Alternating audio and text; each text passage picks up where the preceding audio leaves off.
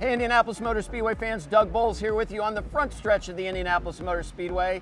And for the 22nd time this year, this guy who we all know, 2013 Indy 500 champion TK, is going to be joining us for that last ride around the Speedway. And we decided we're going to take a ride and we're going to talk about his time here at the Indianapolis Motor Speedway and how he's feeling about that last race. We're up here, you've started up here before at the front of the grid. I mean, how's that feeling on race day when you're right at the front, all that's in front of you is just the pace car? I mean, it's a lot of pressure. It feels awesome. A pole at Indianapolis, you remember, you get to brag for the longest time. Usually you start on Saturday, you put it on the pole on Saturday, you're racing Sunday. Here you have a whole week. A lot of pressure, but it's awesome. But I have to say that, I mean, I've started from the pole to the last. Yep. And the feeling, it's the same. I mean, this place, I mean, look at how calm it is right now. It feels empty. The track feels really wide.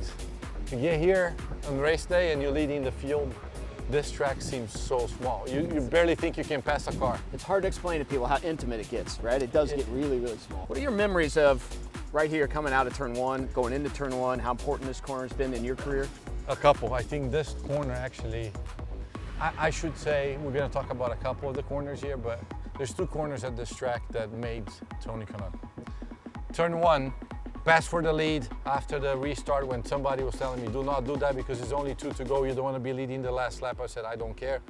Passed that for the lead, came out of one on the lead, went yellow, won the 2013 Indy 500.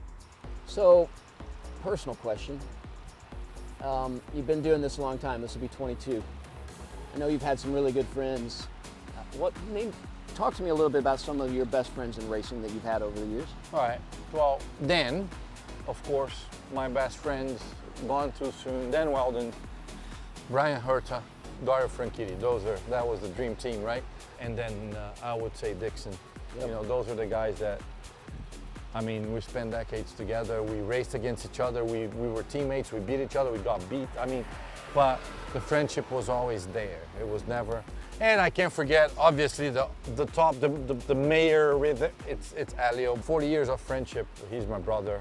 A little over halfway around now, we're in turn three. Corners theoretically are all the same. They're not.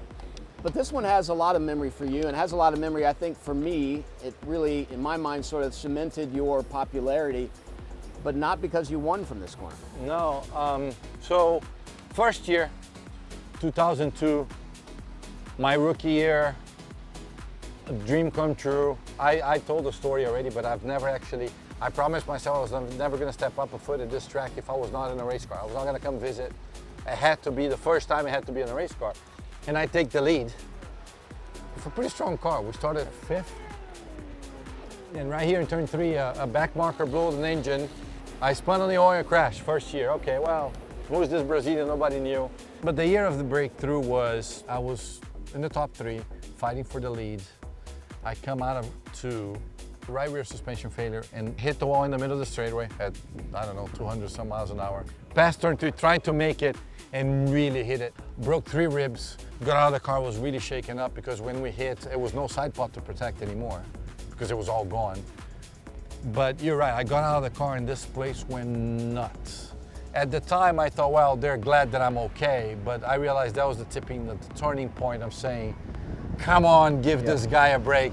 So you're not racing this just to race it, your last race. I mean, you want to win this thing. Can you imagine? I mean, that would be another history there, but Sure this would. place doesn't owe me anything. If I don't win it or not, I won already. This is my life. I mean, like I said, no offense to my wife, but that was the best kiss I've ever had. So there you go, ladies and gentlemen. Maybe the slowest lap Tony Kanaan's ever taken around the Indianapolis Motor Speedway. A lot of fun memories. We get to see him do it one more time for his 22nd Indianapolis 500, our 2013 Indianapolis 500 winner. Unbelievable athlete on a bicycle. I had to take him a little slow that way, but what a cool way to hear Tony Kanaan's story. Tony, thank you so much for all you do for this place and all you've done for our fans. There's 2 more to come.